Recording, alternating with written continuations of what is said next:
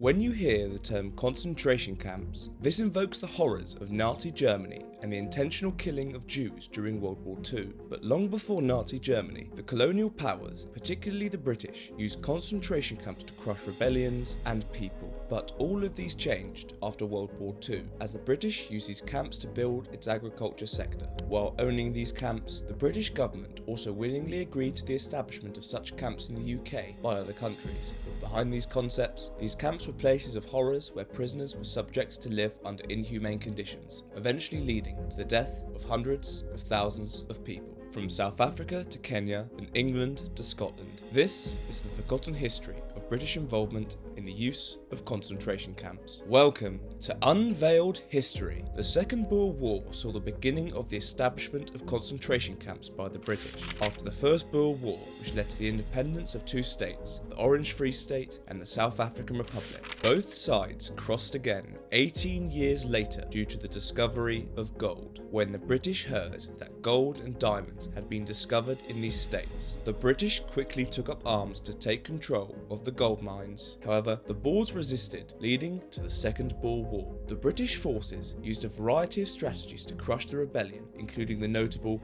Scorched Earth campaign, which involved the burning of crops, farms, and homesteads. However, the consequence of this policy was that it left women and children without food, shelter, or protection. So, as a solution, the British created their first ever concentration camps. At least 40 of these camps held about 150,000 Boer refugees, while another 60 housed native Africans who worked as servants to the Boers. However, the conditions in the camps were horrific and terrible. The prisoners were offered the bare minimum in terms of housing and supplies. Inadequate food, poor sanitation, and overcrowding were the norm, and it led to malnutrition and multiple outbreaks of diseases, including measles and dysentery, which struck children the most. Diseases and starvation alone killed thousands of innocent civilians as a result of neglect and proper care and attention. By the time the war ended in 1902, more than 48,000 people had died in these camps. While the British camps did not have the same aim as Adolf Hitler's extermination camps, the result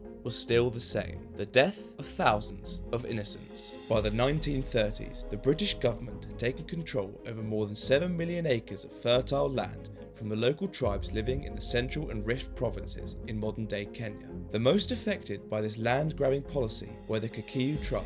The loss of their land forced the locals to work as labourers in order to earn a living, but the pay was poor and the working conditions were terrible. All these resulted in what is now known as the Mau Mau Rebellion, where the local tribes took up arms to free themselves from the British colonial force. To crush the rebellion, the British launched Operation Anvil, a military campaign that involved rounding up thousands of suspects and confining them in detention camps. Unlike the camps in South Africa, where the prisoners had to only battle poor living conditions, the Mau Mau rebels were subjected to deliberate torture, abuse, and murder, in addition to inhumane living conditions. Upon arrival at the camp, the prisoners were first categorized into different degrees of very black to white. Anyone categorized as very black was regarded as degenerative and in need of rehabilitation, which involved torture and abuse. Acts of torture included castration, sexual assaults, floggings, and regular beatings, which usually ended in death. Reports told of how during the course of interrogation, camp guards would hang the prisoners upside down and insert sand and water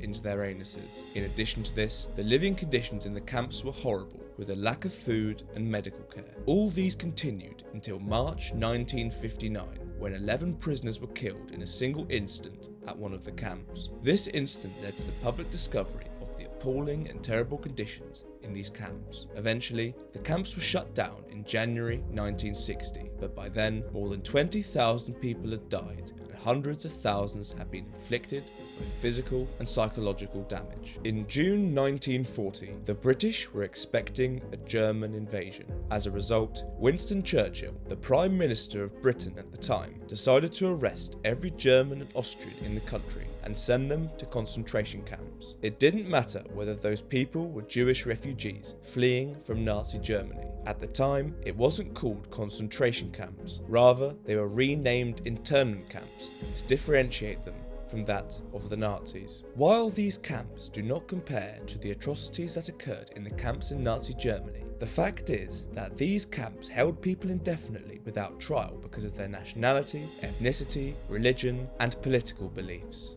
The purpose of the camps, located in the Isle of Wight and the Isle of Man, were to contain foreign aliens that were viewed as posing a threat. The conditions in these camps cannot be compared to those of the Mau Mau camp or the Boer camp, but it was still tough on the detainees. The detainees were subjected to poor and isolating conditions and were separated from their families and livelihoods, but they had the luxury of access to basic amenities including good food, shelter and clothing. There was also no case of maltreatment or torture. While the British were setting up concentration camps in England in 1940, the British government allowed Poland to build a running network of concentration camps in Scotland. This was after the fall of France, when over 20,000 Polish soldiers were evacuated from the beaches of Dunkirk to Britain. At the time, both the Polish and UK governments agreed that these soldiers would be sent to Scotland and tasked with protecting the east coast from the German forces who had just invaded Norway. In return, the Polish government in exile, led by General Władysław Sikorski, was allowed to conduct their affairs as they saw fit. However, General Sikorski was afraid that the other Polish politicians might be plotting against him, so he decided to open a concentration camp at Rothesay on the Isle of Bute for anyone who would threaten his authority. The British government was aware of this plan and gave their support. Eventually, Sikorski set up a dozen camps in Scotland that held political prisoners and persons of improper moral character, including homosexuals and Jews. While the camp at Rothesay was relatively okay, some of the newer camps began to look more like the traditional version, with barbed wire fences, watchtowers, and brutal guards prepared to shoot prisoners out of hand. In some of these camps, prisoners were occasionally mistreated and even murdered. The worst part was that these deaths were not investigated by the British police because the Polish army had complete and unlimited authority over their own citizens in Britain. The camps stayed open despite criticism from the public until 1946, when they were eventually shut down. After World War II, the UK found itself in an agricultural crisis. During the war, the Women's Land Army and school children dedicated their time to farming, but after the war, they weren't willing to do it for free. So, in 1945, the British government held hundreds of thousands of German prisoners in concentration camps located in England, Canada, the United States, and North Africa. The plan was to use them as slave labour to solve the agricultural crisis. But to do that, the British government had to strip them of the protections afforded by the Geneva Conventions by changing their prisoners' status from prisoners of war to surrendered enemy personnel. This was because the British didn't want to violate the international laws signed during the Geneva Convention. One such law was that prisoners of war must be housed and fed, at least as well as their captors' own armed forces. But this was impossible to do to the large number of prisoners held by the British. During the harsh winter of 1945, prisoners only had tents for shelter. In the first year after the war, the British government brought a staggering number of men all over the world to work the land. In May 1946, about 3,000 men were arriving in Britain and were sent off to army-protected camps where they worked the land and brought in the harvest. The Geneva Conventions required that prisoners of war be repatriated as soon as hostilities ceased, but it wasn't until 1948 that the British government finally allowed the last of the enslaved Germans to return to their own country. These people were responsible for feeding the British during that period.